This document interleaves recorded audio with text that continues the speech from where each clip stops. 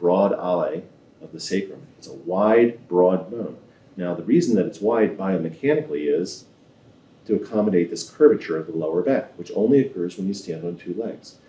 Another feature of this is if we look at the back of the human pelvis, right here is a thing called the sciatic notch. And this sciatic notch comes about because of the way the sacrum is attached to the pelvis, because of the way that the sacrum is bent on the pelvis, and because of that curvature. And what you end up with is this large notch here, associated with walking on two legs. Because when it was the other way, there wouldn't there have been more of the bone attached to the sacrum? Now, if you look here on the chimpanzee, you'll see that it's very broad, and there is none.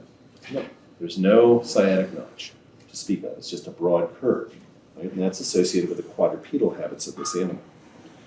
So we've got a couple of features on these pelvises that give us a clear indication of bipedality. Now, the curvature and the orientation of these blades is the biggest indication, and this creates what we call the abductor mechanism. When you walk on two legs, you have to balance and bear your whole weight of your body while you're walking on one leg at a time. In the pelvis right here, we've demonstrated, I've done this a million times, so I'm able to do it pretty easily. If you just stand still and you just completely relax your body and lift one leg up off the ground, the center of gravity is going to pass over to one side. So if I'm going to lift my left leg off the ground, my center of gravity is going to pass to the left of my hip. And when I do that, I collapse. Right? If I lift my leg up, so the pelvis just collapses down like this. So what's happening in me is the pelvis bends down and collapses, and you fall. So what you need is a big fat muscle up on the side of the leg here to contract, so that when you lift your leg off, those muscles contract and they hold the pelvis up, right, for stability. You can't do that in this. Holding the torso above the leg. That's right. You're literally, well, literally what you're doing is you're lifting the leg out like that, but by keeping the leg stable, you're pulling the torso over, right, and stiffening up the pelvis to keep you from collapsing. And you're do apes have these same muscles? They have the same muscles, but they're oriented differently. Now, an ape can walk bipedally, but it's really hard for them to do it. They walk like this, right? And they have a very difficult gait, and they get tired very quickly. Yeah. So a bonobo can walk about 15% of the time on two legs, and they will do it, but they can't do it habitually like we can. We do this because of the orientation of the blades. These muscles, which on the ape face backwards, are twisted over to the side, right, to provide that stability. And this is bipedalism that does this. It's a biomechanical problem. It's very different type of thing, but it's a biomechanical thing. This is not something that's just a character you look at. There's a very specific and well understood reason for these things happening. So if you find something 3 million years ago that looks just like this, it would make no sense for it to walk as a quadruped, because it wouldn't be a benefit for it to have all those designs. Nope. And when you find the Australopithecus pelvis, what you find is here's the sciatic notch, here's the short, broad ilium, just like this. And this is from 3 million years ago? Yeah, a little over 2 million years. And if you look at here's where the hip socket is, and if you look at the orientation of the blade over here, you'll see it's shifted around to the side, so it has the distinctive characteristics of. So if we're standing upright, the bone would connect here. And that's right.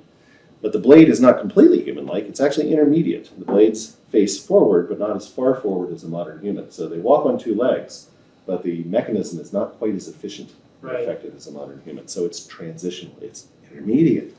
Right? But do you have the transitions between the transitions? We have some. Right? This is Australopithecus afarensis. This is Lucy, a cast of Lucy.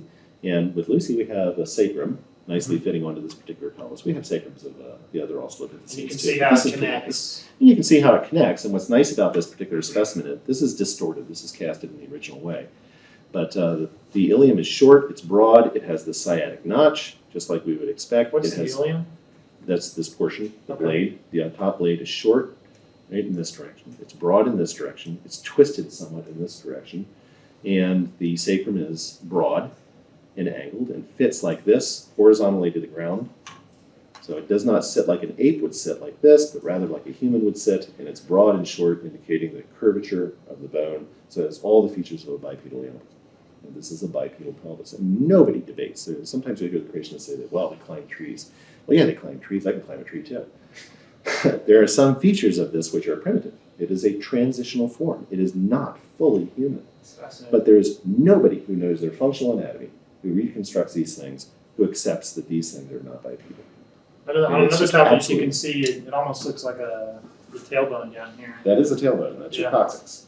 And there are muscles that attach to that, and they're important in holding your pelvic contents up. That's the other bad design about humans is that we have a hole in the bottom. It's sort of like having a cereal bowl with a hole cut out of the bottom. And so as a consequence, things tend to slide out of the pelvis. The pelvis is really best designed for sitting like this with a hole facing backwards. Right. So it's an inherited design. Now another feature that indicates bipedalism is the knee. And this is what we call a valgus knee. If you look at a chimpanzee's leg, you'll see that it sits straight up and down. Right. The knee here is going to be straight, and the shaft of the femur is going to come in at almost a 90-degree angle to that knee. And I remember you had said before that in humans, the legs come together at an angle. That's right. To support the Now in humans, stance. just stand in front of your TV, right, and your legs knock together like this. Now chimpanzees don't do that. In fact, I'm having to force this, and I don't want to break it. Chimpanzees don't do that. Humans do. So as a consequence, in a human leg, the femur, the thigh bone, is angled in, but then the tibia is going to go straight up and down. And what that does is you have a flat plane on the tibia right here at the knee, but the femur angles in like so. And so in a human knee, the femur will be angled against the joint like this. And this all has to do As with opposed to a balancing the chimpanzee weight like that. in a That's bipedal right. stance. That's right. You want to bring the legs underneath the body to walk as close together as Because possible. this guy doesn't have to balance all that because he's got Nope. four. He's got 4 legs, so no problem. Now this is the end of a knee here for a hominid. This is what is this? Yeah, this is from Sterkfontein from South Africa, and we know that this thing is bipedal, and the answer is extremely simple. You just put this thing on a table like that, and you'll see that the femur angles off in this direction like that, and that is absolutely dead characteristic of bipedalism. So that'd be a right knee, and the other one would angle the other That's way. right. The other one would angle the other way. Right? And we have multiple copies of these things. Here's another one I just pulled out of the cabinet over here. There you go, left and right knee. Now these are different specimens, and in fact different species, but they all have the characteristics of bipedalism where you have this angled shaft, and you can see the shafts pointing off in different And I directions. assume they're dated old enough to know Yeah. that they were before Homo Absolutely, sapiens. absolutely. And well, Lucy's skeleton was found with a skull and with multiple other remains, skull and skeletal remains. We have a lot of this material. And there's enough. I personally study this stuff just from a place called Kubi4, and we have 74 remains of these things. And so this is not a knee; these are multiple remains of these things, and that's just from one spot.